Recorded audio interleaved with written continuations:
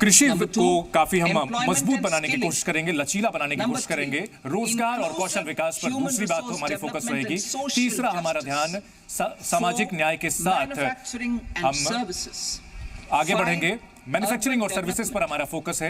पांचवा, शहरी विकास पर हम ध्यान देंगे। छठा, हम ऊर्जा सुरक्षा सुनिश्चित करेंगे। सातवां, हम आधारभूत ढांचे पर ध्यान देंगे। आठवां, हम इनोवेशन और रिसर्च के साथ साथ हम विकास पर ध्यान देंगे। और नौवीं बात जो होगी वो नए जमाने के हिसाब से सुधार पर हम ध्यान देंगे। हम इसको लेकर के हम आगे जो कदम उठाए जा रहे हैं उसकी जानकारी देंगे। इसको लेकर के हम विस्तृत जानकारी देंगे और आर्थिक जो नीतियां हैं उसके ढांचे को हम आगे बढ़ाएंगे इसी तरह से। और हम इस बजट में आगे इसके बारे में विस्तृत जानकारी देंगे। ये बजट में हम कुछ खास जो कदम उठाए जा रहे हैं वो हम बताएंगे।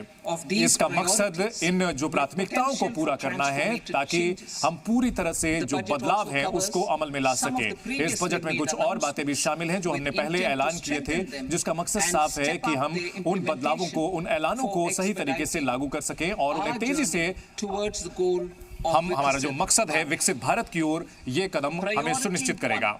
हमारी प्राथमिकता, पहली प्राथमिकता उत्पादकता और लचीलापन कृषि के क्षेत्र में बढ़ाने के। हम कृषि क्षेत्र को बदलाव करना चाहते हैं। हम रिसर्च को बढ़ाना चाहते हैं।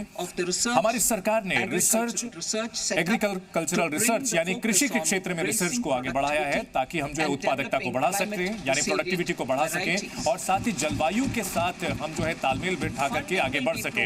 इसके लिए जो फंडिंग है वो उपलब्ध कराई जाएगी और इसमें प्राइवेट सेक्टर को भी लाया जाएगा, चाहे सरकार और बाहर के जो भी विशेषज्ञ हैं उनको जोड़ा जाएगा और ऐसे रिसर्च में उनकी भागीदारी सुनिश्चित की जाएगी।